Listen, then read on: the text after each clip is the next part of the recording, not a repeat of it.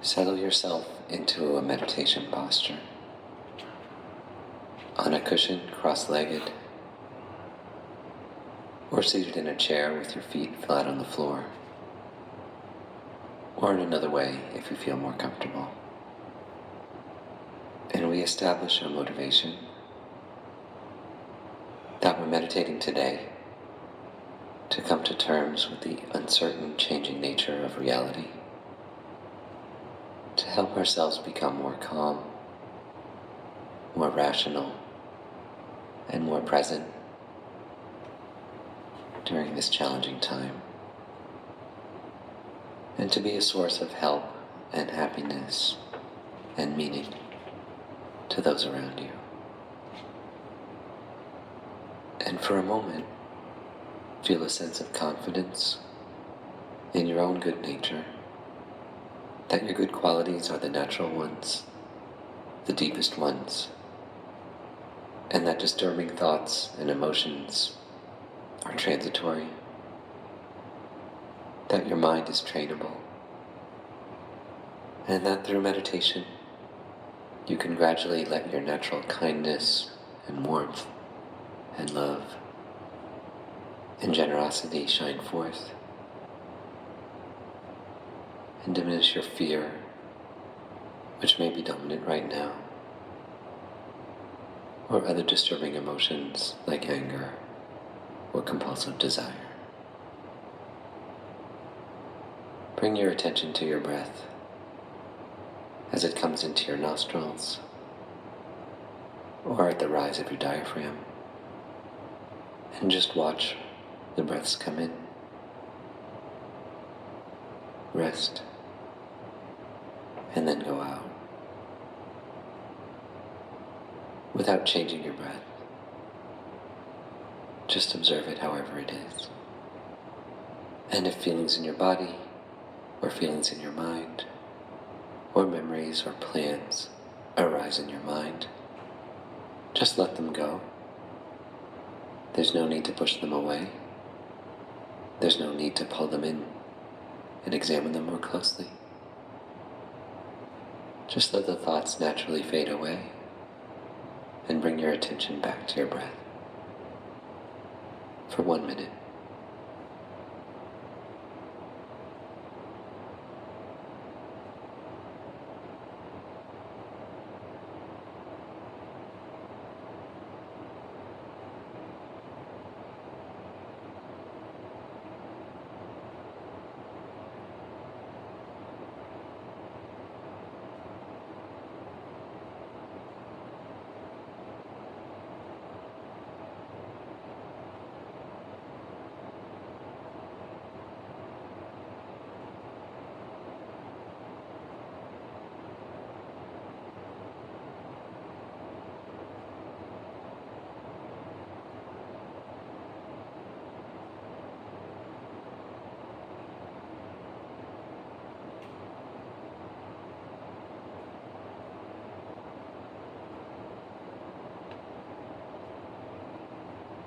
And now, become aware of your body. Think of its parts one by one. Your feet, your legs, your hands, your arms, your torso, your neck, your head, your eyes, your mouth, your nose, your ears, and then all of your skin, the boundary between you and the outside world.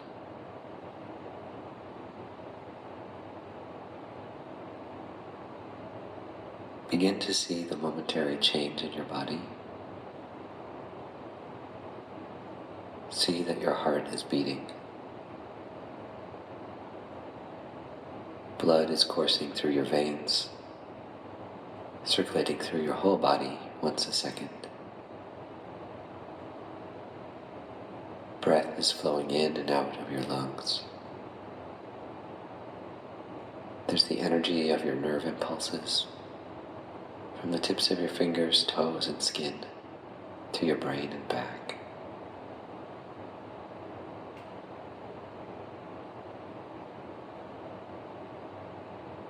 Become aware of the more subtle cellular changes, that your body is made of trillions of cells, each of them alive. Living blood cells, skin cells, stomach and brain cells, moving, changing, dying, dividing, reproducing. They say that 1 million of your body's cells die every second and are replaced with 1 million new ones. And all of these cells, they're each made of countless parts themselves. They're all made of atoms, vibrating, exchanging subatomic particles at phenomenal speed.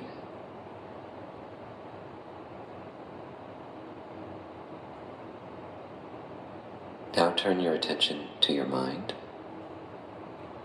Your mind is also composed of countless parts, of thoughts, of perceptions, of feelings, memories and plans, fears and desires. Your mind is constantly changing. And so watch your mind with a distance if you can, without trying to control your thoughts. Just watch your mind for a minute. See how thoughts appear and disappear, and observe them without becoming attached to them, and without pushing them away.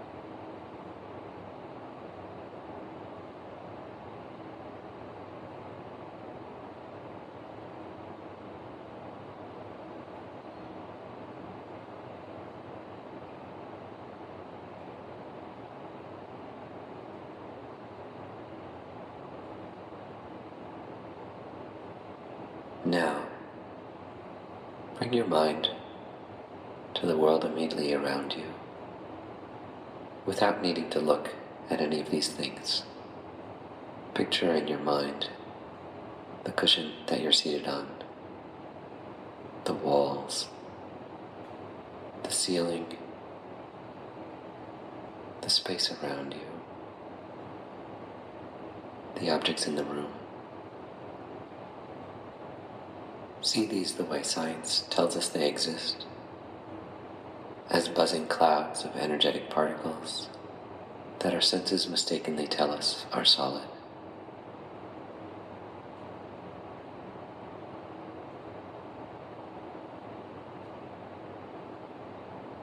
And think of your possessions, the things that you paid small or large sums of money for. Your phone, your car, if you're lucky enough to have one, the house you own. Each of these is subject to change. Nothing lasts forever. Visualize them old, faded, broken. Your house eventually torn down. Your car crushed into a cube of metal. Your phone recycled. your clothes, rags. See how your feelings change about these objects.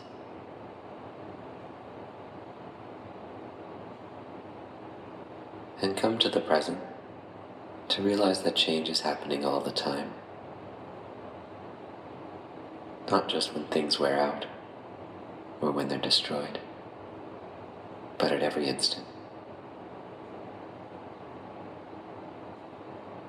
Think of the people around you, the people that you know, and also your acquaintances. Each of them was born. Imagine that moment with their mother giving birth.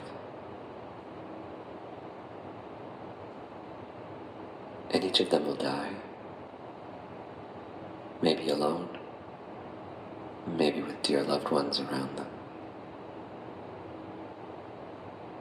Our view of these people as unchanging, as clearly labeled with some solid notion of Stephen or Lynn, is inaccurate. Even at the moment, they're constantly changing, constantly in flux, just as our own body and mind are.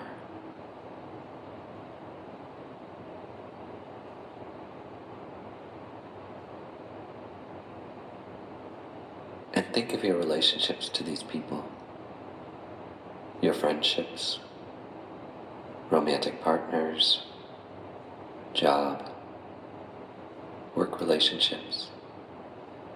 These are all in flux. Most of us have friends and partners who were the most important people in our life at one point, who are now distant acquaintances, or even enemies. But also, somewhere out there in the world, there may be a stranger who will become our dearest friend, or our teacher, or an intimate partner for the rest of our life.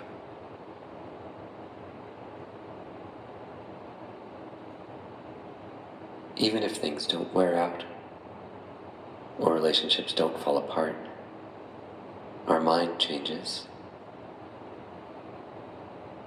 The happiness and pleasure we experience from objects and people is subject to change. And we can simply become tired or bored with something that once gave us so much joy and excitement. This current pandemic, the stock market crash, they're reminders of gross, sudden change in the world. They can help us connect to all these other forms of change that we can become aware of at every moment. But also, being aware of change helps us to realize that our current situation is also subject to change. It's also fluid. When you encounter an unexpected huge problem, like the coronavirus, or ones that are more or less expected, like the stock market crash, this coming recession, with a mind accustomed to reflecting on impermanence, you can know for certain that things will change, as they always have. And when things reach a very bad point, the direction of change is then quite likely for the better, as the world swings through extremes and back to normality. And then finally, the impermanence of our life is a bookend to any contemplation on change. Even if we live a stable, happy life with few problems and little conflict, even if our possessions don't wear out and we have the same partner for life, eventually we lose these two through death. And contemplating death like this, in the context of change, isn't meant to provoke fear or anxiety, but to help us put all our challenges into perspective, to reduce or even eliminate our fear,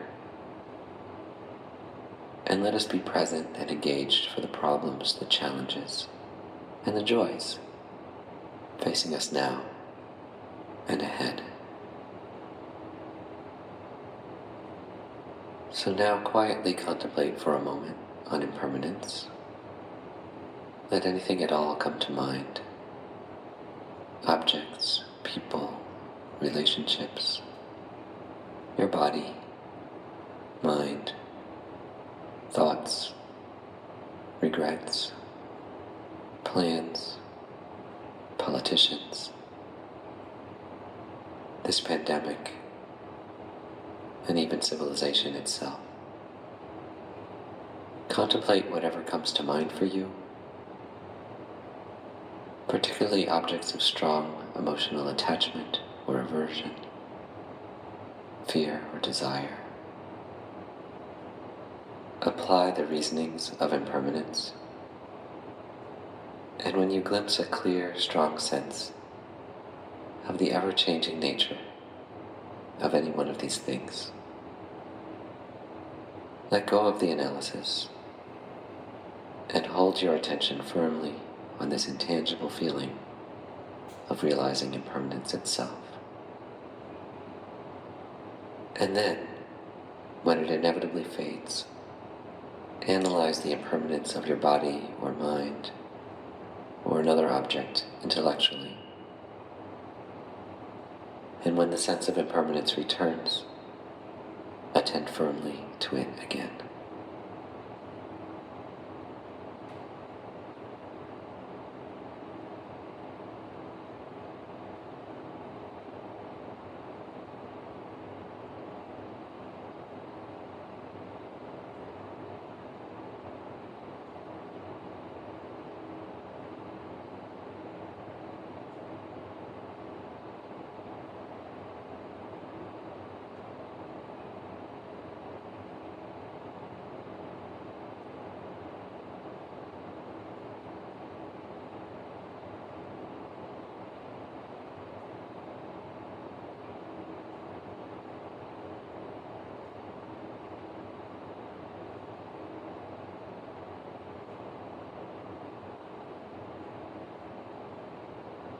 Reflecting on impermanence helps us to accept things as they are and to anticipate, to expect problems and change. It allows us to diminish fear and anxiety and be present for those around us.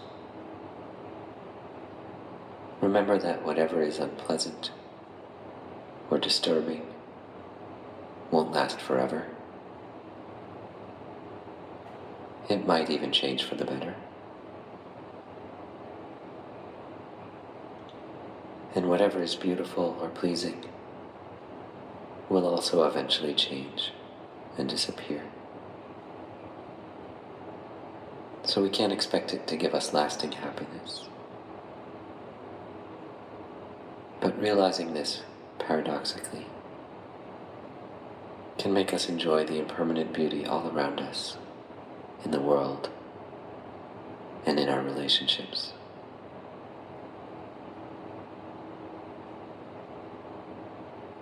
Finally, we dedicate the progress towards seeing reality more clearly that we've made today, to carrying any realizations out into our day, to being able to bring peace of mind to the huge challenges before us in the change and uncertainty brought on by the COVID-19 virus, and that our actions might contribute to the quick end of this crisis. And if you enjoy something pleasurable today, a great meal, a walk in the woods, your cup of coffee, or the touch of your partner, try and be fully present for it. Try try and realize that you won't always experience such pleasures, that this might even be the last time you do. See if you can enjoy whatever it is that you're doing without clinging to it, without planning for the next time. So often your enjoyment of life's experiences is ruined by worrying about never enjoying it again, or plotting the next time that we'll enjoy it. When we recognize that external things can't give us lasting happiness and satisfaction, our attachment to them lessens.